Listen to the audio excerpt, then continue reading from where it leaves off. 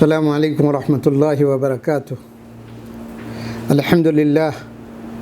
للہ رب العالمین وصلی اللہ وسلم وبارک علی نبینا محمد وعلی آلہ وصحبہ اجمعین ومن سار علی دربہ الی یوم الدین، اما بعد۔ اعوذ باللہ السمیع العلیم من الشیطان الرجیم، بسم اللہ الرحمن الرحیم۔ تبت یدا ابی لہب وتب ما اغنی عنہ مالہ وما کسب سیصلی نارا ذات لہب وامرأتہ حمالۃ الحطب فی جیدہا حبل من مسد۔ قابل احترام ناظرین و سامعین، یہ سورۃ المسد ہے اور اس میں 5 آیتیں اور 1 رکوع ہے۔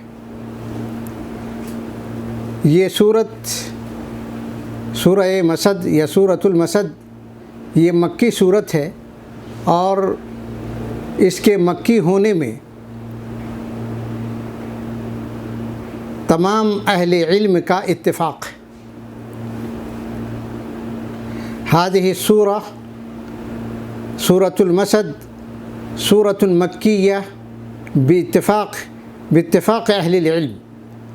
یعنی اہل علم کا اس بات پر اتفاق ہے کہ یہ سورہ مسد مکی صورت ہے، اور یہ صورت متعدد ناموں سے موسوم ہے۔ ایک مشہور نام تو یہی سورۃ المسد ہے۔ اس صورت کا ایک مشہور نام سورۃ المسد ہے، اور یہ سورۃ المسد اس لیے ہے کہ اس صورت کے اندر اس صورت کی آخری آیت میں یہ المسد کا لفظ وارد ہوا ہے۔ اللہ سبحانہ و تعالیٰ نے فرمایا کہ فی جیدہا حبل من مسد، تو یہ مسد ہی سے، اس لفظ سے یہ نام ماخوذ ہے سورۃ المسد۔ اس صورت کی آخری آیت میں لفظ مسد وارد ہے، لفظ مسد آیا ہوا ہے، اسی مناسبت سے اس صورت کا نام سورۃ المسد ہے۔ تو یہ صورت اس نام سے بھی مشہور ہے، سورۃ المسد کے نام سے بھی، اور اسی طرح سے یہ صورت ایک دوسرے نام سے بھی جانی جاتی ہے، یعنی سورۃ اللہب، سورۃ ابی لہب بھی کہہ سکتے ہیں، یا سورۃ اللہب، سورۃ اللہب کے نام سے بھی یہ صورت جانی جاتی ہے۔ اسی طریقے سے یہ سورۃ تبت کے نام سے بھی بعض مصاحف کے اندر اس طرح سے سورۃ المسد کے بجائے سورہ تبت بھی لوگوں نے لکھا ہوا ہے۔ تو سورہ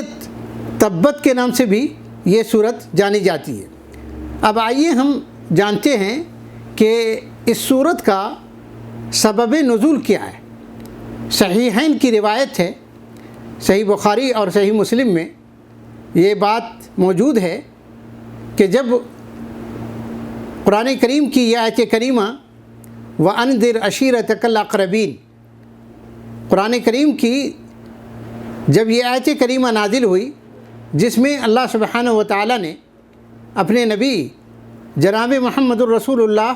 صلی اللہ علیہ وسلم کو مخاطب کر کے فرمایا کہ وَأَنذِرْ عَشِيرَتَكَ الْأَقْرَبِينَ، کہ اے نبی صلی اللہ علیہ وسلم، آپ اپنے قریبی رشتہ داروں میں دعوت و تبلیغ، اپنے قریبی رشتہ داروں کو ڈرائیے، یعنی اللہ کے نبی صلی اللہ علیہ وسلم کو اپنے قریبی رشتہ داروں میں دعوت و تبلیغ کا، انذار و تبلیغ کا جب اللہ تبارک و تعالیٰ نے حکم دیا، یا اللہ کا یہ فرمان جب نازل ہوا، قرآن مجید کی یہ آیت کریمہ جب نازل ہوئی، تو اللہ کے نبی جناب محمد الرسول اللہ صلی اللہ علیہ وسلم صعد الی الجبل، یا بعض روایت میں صعد الی الصفا،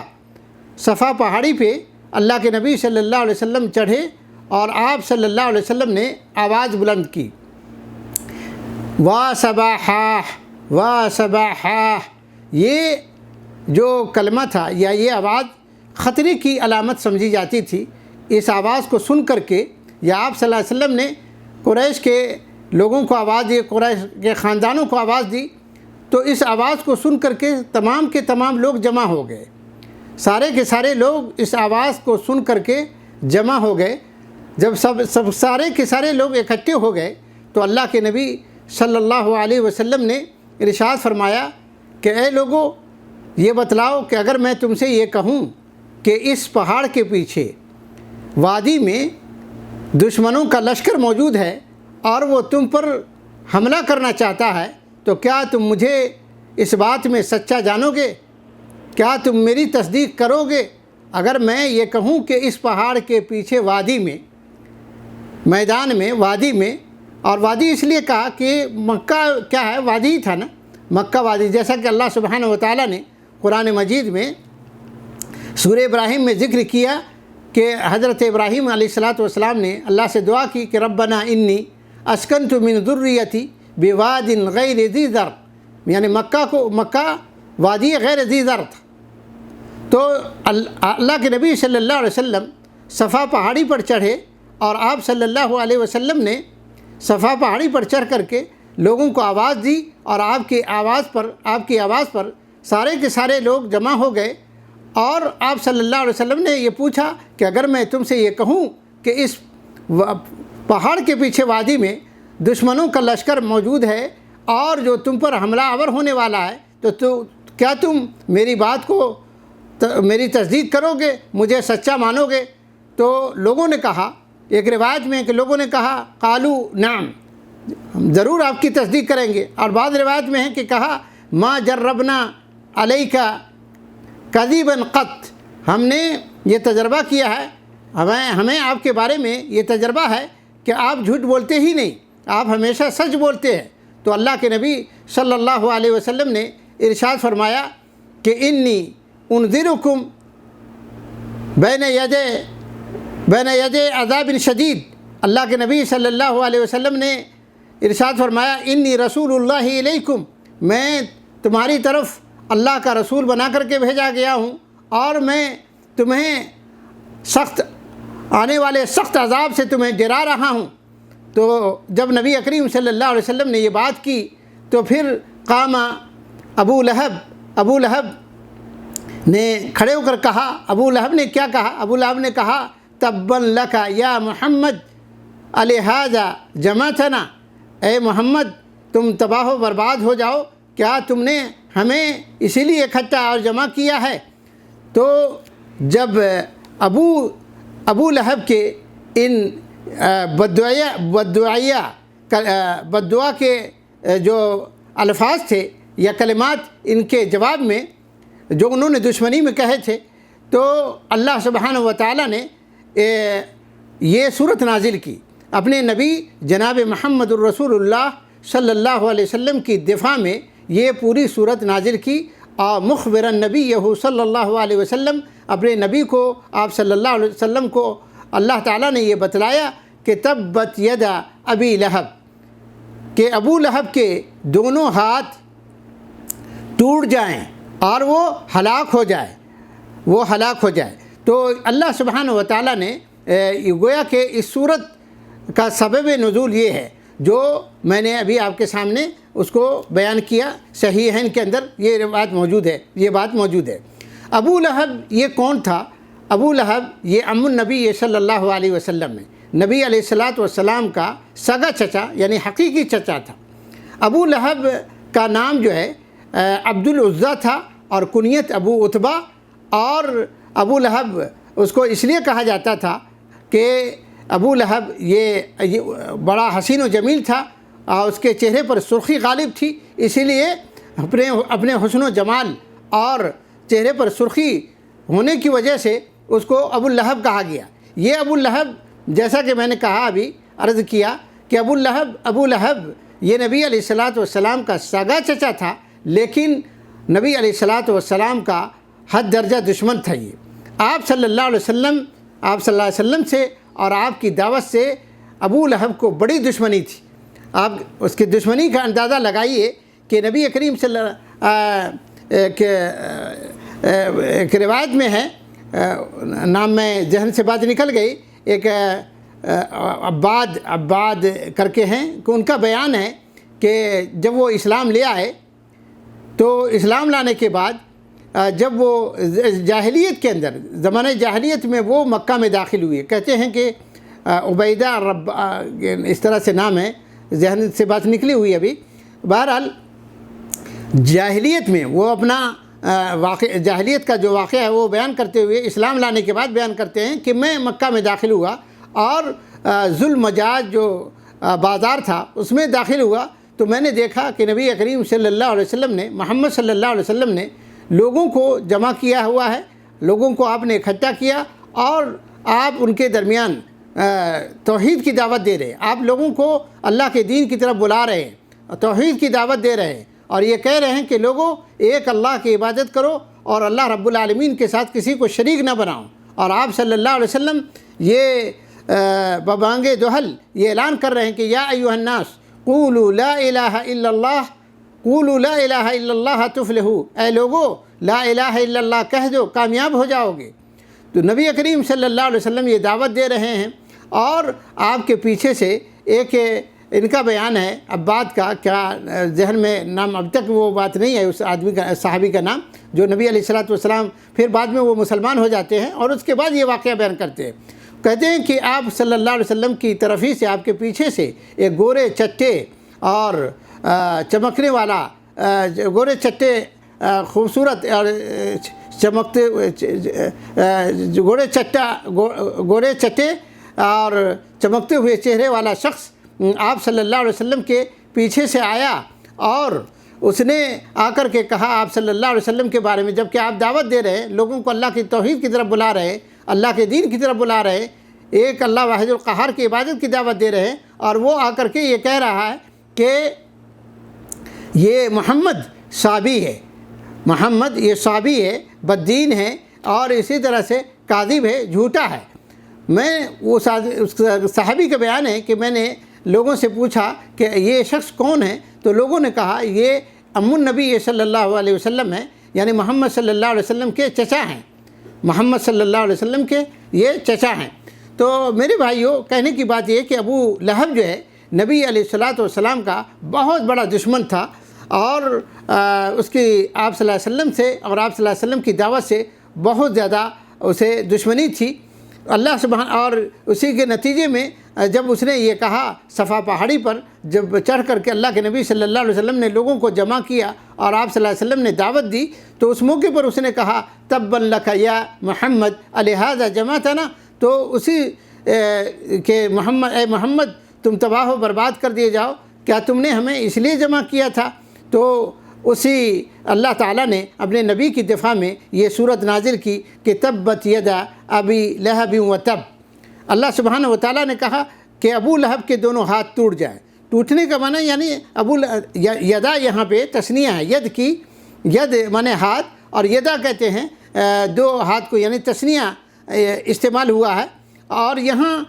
ید بول کر کے، جز بول کر کے کل مراد لیا گیا ہے، یعنی خود اس کی ذات مراد لی گئی ہے۔ تبت یدا ابی لہب و تب، ابو لہب کے دونوں ہاتھ تباہ ہوں و تب، اور وہ خود ہلاک ہو اور برباد ہو۔ یعنی اس آیت میں گویا کہ اللہ سبحانہ و تعالیٰ نے اپنے نبی کو یہ تسلی دی ہے، اور آپ نے اپنے نبی کی طرف سے دفاع کیا کہ اے اللہ کے نبی، وہ آپ سے عداوت و دشمنی میں آپ کے لیے بد دعا کے الفاظ کہہ رہے ہیں، تو اللہ تبارک و تعالیٰ نے کہا کہ تبت یدا ابی لہب و تب، ابو لہب تباہ و برباد ہو جائے، ابو لہب ہلاک ہو جائے۔ تبت کا معنی ہے ہلاکت، یعنی ہلاک ہو جائے، اور خسرت تباہ و برباد ہو جائے، خسرت کے بھی معنی میں ہے، اور تبت ہلاکت کے معنی میں بھی ہے۔ تبت ای ہلاکت، تبت ید ابی لہب و تب، ابو لہب کے دونوں ہاتھ تباہ ہوں یا وہ ہلاک ہو جائے۔ تو جیسا کہ میں نے کہا کہ یہاں جز بول کر کے کل مراد لیا گیا ہے، اور اس کے بعد کہا جا رہا ہے کہ ما اغنی عنہ مالہ وما کسب۔ نتیجہ یہ ہوا کہ خود یہ قرآن مجید کے اندر واحد ایسی صورت ہے کہ جس میں زندہ انسان زندہ شخص کو جہنم کی دخول جہنم کی یا دخول فی النار کی اس میں وعید سنائی گئی ہے۔ اللہ سبحانہ و تعالیٰ نے کہا سیصلی ابو، اور یہ صورت اسی وقت نازل ہوئی جب کہ وہ ابو لہب بھی زندہ تھا اور پھر اس کے ساتھ ساتھ اس کی بیوی بھی زندہ تھی، اسی موقع پر یہ صورت نازل ہوئی ہے۔ اور نبی علیہ الصلوۃ والسلام کی دفاع میں تو تبت یدا ابی لہب و تب، اور نتیجہ یہ ہوا کہ ابو لہب پھر یہ اس کو بیماری لاحق ہوئی۔ جنگ بدر میں یہ تو شریک نہیں ہو سکا، غزوہ بدر میں یہ خود شریک نہیں ہو سکا اور اپنے بدلے ایک شخص کو بھیجا، اور جب جنگ بدر میں قریشیوں کے شکست فاش کی خبر جب اس نے سنی، ابو لہب نے سنی، تو پھر اس نے اس کے غم میں کہہ لیں کہ اس کی طبیعت خراب ہو گئی، اور پھر اس کے بعد وہ اس کے گلٹی کی بیماری، طاعون جیسی گلٹی سی اس کو نکل آئی، یا بعد مفسرین نے لکھا ہے کہ چیچک کی بیماری یا ایسی بیماری لاحق ہوگی چھوت چھات والی کہ اس کے بچے بھی اس کے ساتھ اٹھنا بیٹھنا گوارا یا کھانا پینا گوارا نہیں کرتے تھے۔ نتیجہ یہ ہوا کہ ایک ہفتے کے بعد ہی جنگ بدر میں کافروں کو جب شکست ہوئی ہے، قریشیوں کو جب شکست ہوئی، اسی کے ایک ہفتے کے بعد اس کو یہ بیماری لاحق ہوئی، اور ایک ہفتے کے بعد نہیں، اس کے بعد ہی بیماری لاحق ہوئی، اور ایک ہفتے کے اندر وہ دنیا سے وہ ہلاک و برباد ہو گیا، اس کو موت لاحق ہو گئی، بیماری کے نتیجے میں موت لاحق ہو گئی۔ اور ایسی بیماری جیسا کہ میں نے کہا کہ ان کے بچے بھی ان کے قریب جانا گوارا نہیں کرتے تھے۔ اور پھر اس کے بعد جب یہ بیمار، بلکہ بعض مفسرین نے ذکر کیا ہے کہ جب یہ اس کی موت ہوئی تو اس کی لاش جو ہے بے گور و کفن جو ہے، یعنی بغیر کفن دفن کیے 3 دن تک پڑی رہی، یہاں تک کہ اس کے سے بو آنے لگی، اور مکہ کے لوگ اس کو، ان کے اولادوں کو، اس کی اولاد کو آر دلانے لگے۔ نتیجتاً یہ ہوا کہ ان کے بچے، ابو لہب کی اولاد نے پھر ایک حبشی کو معاوضہ دے کر ایک گڑھا کھدوایا، اور اس گڑھے میں اسے پھینک دیا گیا، اور اوپر سے پتھر اور مٹی جو ہے ڈال دی گئی۔ تو اللہ سبحانہ و تعالیٰ نے اس آیت کریمہ میں اپنے نبی کو تسلی دیتے ہوئے اور نبی کی دفاع میں فرمایا کہ تبت یدا ابی لہب و تب، ابو لہب کے دونوں ہاتھ ٹوٹ جائیں اور وہ خود ہلاک ہو جائے۔ اس کے بعد اللہ نے کہا ما اغنی عنہ مالہ وما کسب، نہ اس کا مال اسے کام آیا، نہ تو اس کا مال اس کے کام آیا، وما کسب، اور نہ اس کی کمائی۔ اولاد بھی کمائی میں داخل ہے، من کسب اب میں داخل ہے، باپ کی کمائی میں اولاد بھی داخل ہے۔ تو اللہ سبحانہ و تعالیٰ نے کہا کہ ما اغنی عنہ مالہ وما کسب، نہ تو اس کا مال اسے کام آیا، اور نہ اس کی کمائی، نہ اس کی جاہ و حشمت بھی مراد لے سکتے ہیں، نہ اس کی جاہ و حشمت اسے کام آئی۔ سعید بن مسیب بعد مفسرین نے لکھا ہے کہ ابو لہب کا یہ کہنا تھا کہ ابو لہب یہ کہا کرتا تھا کہ اگر میرا بھتیجا محمد اپنی باتوں میں حق ہے اور میں غلطی پر ہوں تو کل قیامت کے دن اپنا مال اور اپنی اولاد اللہ کو فدیے میں دے کر اللہ کے عذاب سے چھٹکارا حاصل کر لوں گا۔ تو اللہ سبحانہ و تعالیٰ نے دنیا ہی میں کہا دیا کہ ما اغنی عنہ مالہ وما کسب، نہ تو اس کا مال اسے کام آیا، اللہ کے عذاب میں جب مبتلا ہوا بیماری کی شکل میں، تو نہ تو اس کا مال اس کو کام آیا اور نہ اس کی کمائی کام آئی، اور نہ آخرت ہی میں نہ اس کا مال کام آئے گا اور نہ اس کی کمائی کام آئے گی۔ اس کے بعد اللہ سبحانہ و تعالیٰ نے فرمایا سیصلی نارا، ان قریب یعنی قریباً، ان قریب وہ بھڑکتی ہوئی آگ میں داخل کیا جائے گا، بھڑکنے والی آگ میں ڈالا جائے گا۔ سیصلی نارا ذات لہب، ان قریب وہ بھڑکنے والی آگ میں، شعلہ زن بھڑکتی ہوئی آگ میں داخل کیا جائے گا۔ یعنی اللہ سبحانہ و تعالیٰ نے دنیا ہی میں اسے فی النار کی، دخول فی النار کی وعید اور دھمکی بشارت دے دی ہے۔ سیصلی نارا ذات لہب، کہ وہ لہب کے بھڑکنے والی آگ میں داخل کیا جائے گا۔ اور صرف وہی نہیں، اللہ تعالیٰ نے کہا وامرأتہ، اور اس کی بیوی بھی، اور اس کی بیوی جس کا نام عروہ تھا اور جس کی کنیت ام جمیل تھی، اور جو حرب بن امیہ کی بیٹی تھی، جو بنت حرب بن امیہ کی بیٹی تھی، اور اخت ابو سفیان کی بہن تھی، اور حضرت جلیل القدر صحابی حضرت معاویہ رضی اللہ تعالیٰ عنہ کی پھوپھی تھی۔ وامرأتہ، یہ اور اس کی بیوی، وامرأتہ حمالۃ الحطب، اور اس کی بیوی جو لکڑیاں ڈھو کر لانے والی ہیں، وامرأتہ حمالۃ الحطب، وامرأتہ اور اس کی بیوی یعنی عروہ ام جمیل،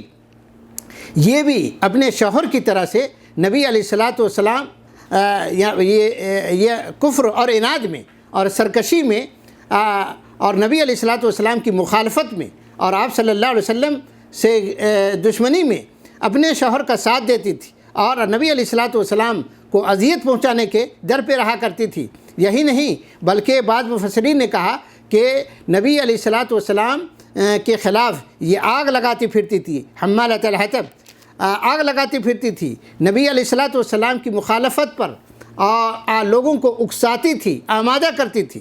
وامرأتہ حمالۃ الحطب، اور یہ بھی کہا گیا کہ لکڑیاں، حطب کہتے ہیں خشب کو، لکڑیاں ڈھو کر، حمال کہتے ہیں ڈھونے والی کو، حمال اسی سے عربی میں کلی انسان کو بولتے ہیں، جو ہمارے یہاں محطات پر گاڑی ریلوے اسٹیشنوں پر ڈھوتے ہیں اس کو حمال عربی میں کہا جاتا ہے، کلی اردو میں ہم کہتے ہیں۔ تو حمالۃ الحطب لکڑیاں ڈھونے والی، یعنی یہ نبی علیہ الصلاۃ والسلام کے لیے جنگل میں جا کر کے، صحرا میں جا کر کے خاردار جو لکڑیاں ہوتی تھی اور کانٹے دار جو لکڑیاں ہوتی تھی وہ چن کر لاتی تھی اور پھر نبی علیہ الصلاۃ والسلام کی راہ میں، آپ صلی اللہ علیہ وسلم کی راہ میں بچھا دیا کرتی تھی تاکہ آپ صلی اللہ علیہ وسلم کو اذیت پہنچے۔ وامرأتہ حمالۃ الحطب، اللہ سبحانہ و تعالیٰ نے اس آیت کریمہ میں بشارت دی ہے اس کی کہ اس کے ساتھ اس کی بیوی بھی جہنم میں جلے گی، جہنم میں، وامرأتہ جہنم میں جائے گی، حمالۃ الحطب جو لکڑیاں ڈھونے والی ہے۔ اور پھر اس کے بعد اللہ سبحانہ و تعالیٰ نے کہا فی جیدہا، اور اس کی گردن میں، فی جیدہا حبل من مسد، فی جیدہا حبل من مسد، اور اس کی گردن میں حبل من مسد، مضبوط بٹی ہوئی رسی ہوگی، مضبوط رسی بٹی ہوئی رسی ہوگی، مضبوط بٹی ہوئی رسی ہوگی۔ فی جیدہا ای فی عنقہا، یعنی اس کی گردن میں، حبل کہتے ہیں رسی کو، عربی زبان میں حبل رسی کو کہا جاتا ہے، من مسد، مسد کہتے ہیں مضبوط بٹی ہوئی رسی اس کی گردن میں ہوگی۔ اس میں اس بات کی طرف اشارہ ہے کہ کل قیامت کے دن اصل میں یہ دنیا میں، جیسا مفسرین لکھا ہے کہ یہ دنیا میں وہ اپنے گردن کے اندر سونے کی یا ایک قیمتی ہار، نفیس قسم کا ہار، قیمتی ہار یہ پہنا کرتی تھی اور یہ کہا کرتی تھی کہ میں محمد کی مخالفت میں اور محمد کی دشمنی میں اس کو بیچ کر کے لگا دوں گی۔ تو اللہ سبحانہ و تعالیٰ نے بلکہ یہ بھی بعض مفسرین نے ذکر کیا ہے کہ وہ لاکٹ ہی یا ہار ایک دن اس کی گردن سے پھنس گئی اور وہی اس کی موت کا باعث ہو گئی۔ اور بعض مفسرین نے یہ کہا کہ اس کی گردن میں مضبوط بٹی ہوئی رسی ہوگی، یعنی قیامت میں جہنم میں اس ہار کے بجائے جو دنیا میں یہ قیمتی ہار پہنا کرتی تھی اور یہ کہا کرتی تھی کہ اس کو بیچ کر کے میں محمد کی مخالفت میں یہ خرچ کر دوں گی یا لگا دوں گی، تو کل قیامت کے دن اس کی گردن میں جہنم کا طوق جو ہے ڈال دیا جائے گا اور اس طرح سے اسے عذاب میں مبتلا کیا جائے گا۔ علی کل حال میرے بھائیو، یہ جو صورت ہے، یہ صورت جو ہے، یہ صورت ایک طرح سے کہیے کہ مبارک صورت ہے جو نبی کریم صلی اللہ علیہ وسلم کی نبوت پر بین دلیل ہے، اور آپ جو آیت من آیات اللہ ہے، اور ساتھ ہی ساتھ اس صورت سے ان لوگوں کو درس حاصل کرنا چاہیے اور رہتی دنیا تک یہ صورت ان لوگوں کے لیے مثال ہے اور عبرت ہے جو نبی علیہ الصلاۃ والسلام اور اللہ رب العالمین کی دشمنی میں، جو شیطان اور خواہش نفس کی اتباع میں اللہ کے ساتھ دشمنی کرتے ہیں اور اللہ کے رسول جناب محمد الرسول اللہ صلی اللہ علیہ وسلم سے دشمنی کرتے ہیں، ان کے لیے یہ صورت باعث عبرت اور نصیحت ہے۔ اللہ تعالیٰ سے دعا ہے کہ اللہ تبارک و تعالیٰ مجھے اور آپ تمام ناظرین و سامعین کو قرآن سننے اور پھر سمجھ کر اس کو پڑھنے اور اس پر عمل کرنے کی توفیق مرحمت فرمائے۔ وصلی اللہ وسلم وبارک علی نبینا محمد وعلی آلہ وصحبہ اجمعین۔ بدعمكم